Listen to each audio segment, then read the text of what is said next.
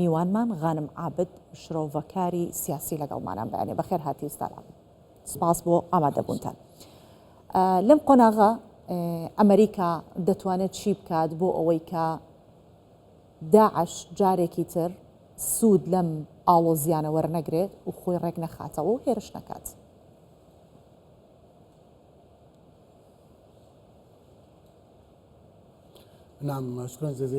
سپاس بۆ ئەم گوێنداریە بەڵێ غەدەن بەهۆی دوو هۆکارەوە هەناسە دەدات و بزاوتی هەیە بۆ نمونە دوای ئەو تێکشکانە ئەمنێ کە هەین دوای سەرهەڵدانی داعش دەرفەتێکی بۆ هاتە پێشەوە بۆ ئەوی خۆڕێک بخاتەوە.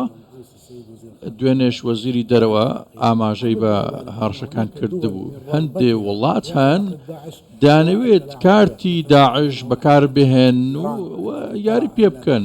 ئێران لەو نێوانە پێی وایە ئەو کارتە کە وەکو فشار بەکاردەهێنێت کە هەیە چونکە حەشدی شەعبی زۆرێک لە میلیشیاکان کە پێک هاتوون لە پێناو ڕوبڕبوونەوەی داعش لەلایەکی دیکە ئەمریکاش پەنجە خستووە سەر ئەو خاڵە بوونی هەیە لێرە زانیاری هەواڵگری تەواوی هەیە لەسەر ئەو ڕێکخراوە لە ماوەی 5-6 جار لە ماوەی ڕابردوو هێرشی کردوتە سەر داعش لە خاچی سووریا. ئەمریکا ترسی هەیە لەوەی کە پرسی داعش بەکار بهێندرێت بۆ ئەوەی خواستی ئێرانی بەردەستە بێت بەتایبەت دوای ئەو شکستەی لە سووریا تێبینی کرا کە وەکو زیانێکی مەزن تێبینی دەکات ئەمە دوای شکستەکە حزب اللهش لە لوبنان.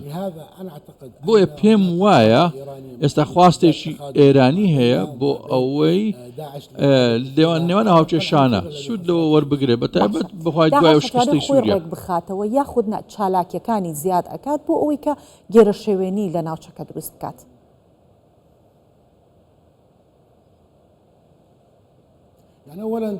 لە دەستپێکدا داعش ئەو جۆرە پاڵپشتێ خەڵکیی نییە لە سووریا و عێراق تاکو بگوترێت کە توانای هەیە خۆی ڕێک بخاتەوە بەو شێوەیە. بەڵام مندێک بەرێکەوتنی کارتەکان و بەرژەوەندیش هەن بۆ نمونە سێلایەن نییە.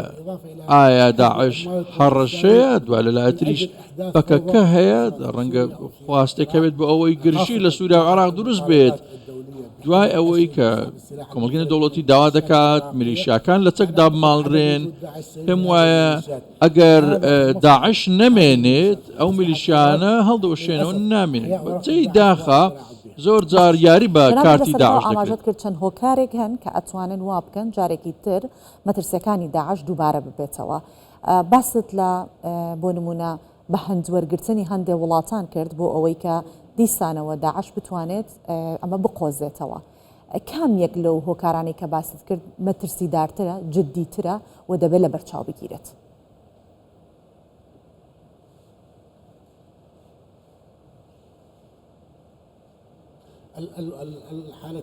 هەردووچیان مەترسیدارن. بۆ نمونە وەکو نمونەگە تەماشای زیندانەکانی هێزەکانی کورد بکەن لە سووریا چەندین بەندکراو هەنا و هەروەها کۆمەڵگەکانی دیکە کە چەندین خێزانی لەخۆ گرتووە هەمویان لە خێزانی داعشن. مەترسەکە لە هێرشی ئەوەش دەبێت کە هێرش بکاتە سەر هێزە کوردەکان لە سووریا بۆ نمونەگەر هێرشە ڕوودات ئەوان ئاماژە بۆ ئەو دەکەن کە ناتوانن ئەو زیندانیانەوە سەر فەرماندە چەکدارە داعشەکانیش ڕەنگە ڕزگاریان ببێت. واتە ئەو کێشانە ئەو ناکۆچیانە سەرەڕای خواستی ئێرانی و هەندێک لە میلیشیاکان بۆ ئەوەی بەکار کارتی داعش بەکاربێنن هەڕەشەکان لەسەر عێراق زیاتر دەکات. سوپا ئێستا دیوارێکی دروست کردووە لە نێوان سووریا و عێراق کامێرا هەن بە درێژایی هێڵی سنووری ئەمە سەرەڕای هێزە عێراقیەکان کە سنوورە عێراقیەکان دەپارێزن. بەڵام مەترسیەکە بەهۆی ئەو کێشانەیە کە باسییان کاتێک باس لە شنگال دەکرێن هێزەکانی پەکەکە لەوێ بوون نیان هەیە و هاوپەیمانی میلیشیا عێراقیەکانن هەر جۆرە بۆشایی یەک دروست بێت بە مەترسی دەشێتەوە بەسەر عێراق. ئەمریکا دەستی کردوتەوە بە ئۆپراسیۆنەکانی پێت وایە ئەمریکا جگە لە بەڕێوەبردننی ئۆپراسسیۆنەکان و هێرشی ئەوێ هێرشکردنە سەر مۆڵگەکانی داعش هیچ بژاردێکی تری لە بەردەمای بژاردێکی استراتیژی تری لە بەردەمایەکە نهێڵێت داعش خۆی ڕێک بخاتەوە؟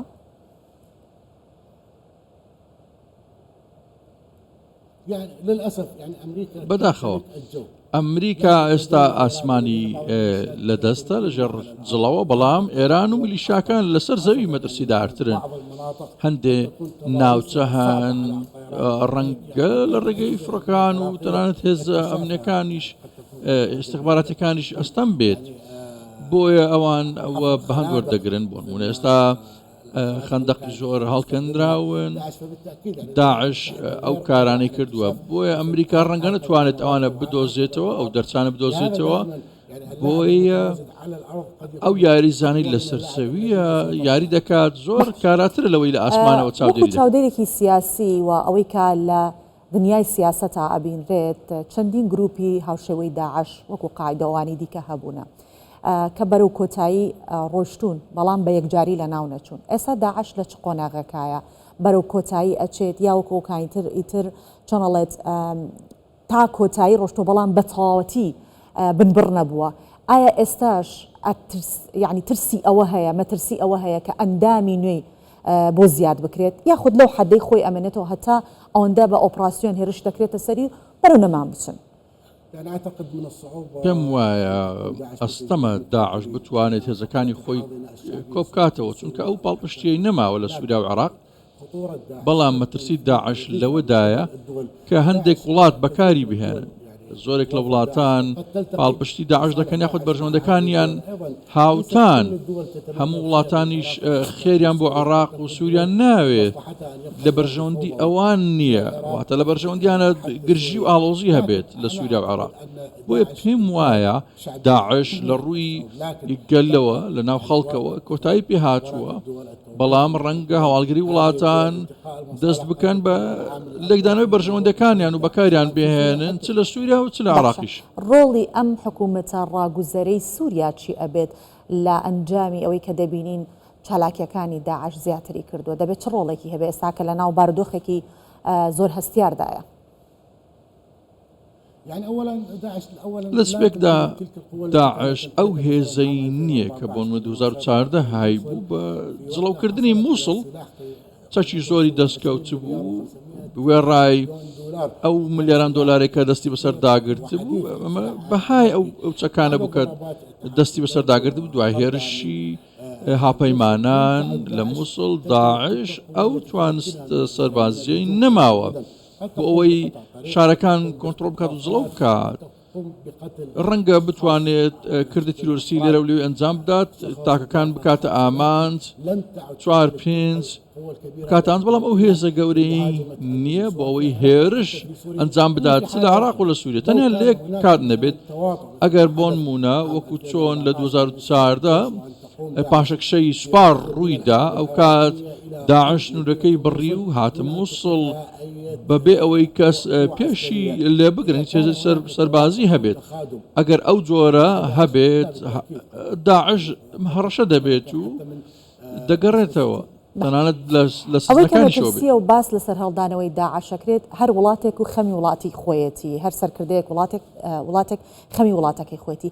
کام یەک لە وڵاتانەی کە لە دەوروبەری عێراقن بە عێراقیشەوە مەترسی زیاتری ئەوەیان لەسرە کە داعش تێیدا چالاکیەکانی خۆی زیندوو بکاتەوە بە ڕێژەیەکی زیاتر لە لایەنێکی تر لە وڵاتێکی ترە.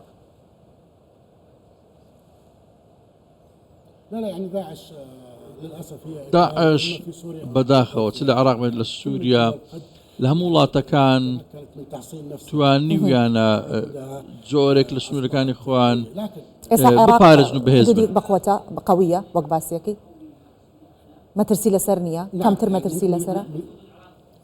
بەڵێ سنووری عێراق پارێزراوە، دیوارێکی کۆنکریتی هەیە کە ئەو هەموو کامێرایش ڕێژی بەرچاو چاودێری دەکەن و هێزەکان هەن لە سنوور پارێزەکان، بەڵام بەڕاشکاوانە 2014 تەنانەت سەرڕای ئەو گەندەڵەشی کە هەبوو لە ڕژێمی سەربازی ئەو بندیوارانەشی کە هەبوون داعش نەیدەتوانی ئەوە کۆنتترۆل بکات و جڵەو بکات ئەگەر ئەو پاشەکشیە و سستیە نەبێت لە ڕێزەکانی سوپا. ئێستا پێم وایە دامەزراوەی سەربازی لە ڕوپیشەیی و کەسایەتی زیاتری تێدایە و داعش ئەو توانستەی نیە سنوورەکان ببڕێت لەلایەنی سوپاوە. بەڵام بەرژەوەندەکان دێنە پێشەوە. ئایا میلیشیەکان کە پابەندی ئێران زیاتر لەوەی پابندیان بۆ عێراق بێت و لە هەمان کات پەکەکە لە ولایە کە ناوچەیەکی زۆری لەبەردەستە لە نێوان سووریا و عێراق، بەرژەوەندی ئێرانیش ڕەنگە ئەوە بێت بۆ نمونە کارتی داعش بەکاربێنێت بۆ جڵەوکردنی زیاتر عێراق. کاری سیاسی میوانی کوردستان 24 بووی. سپاس بۆ ئامادەبوونت.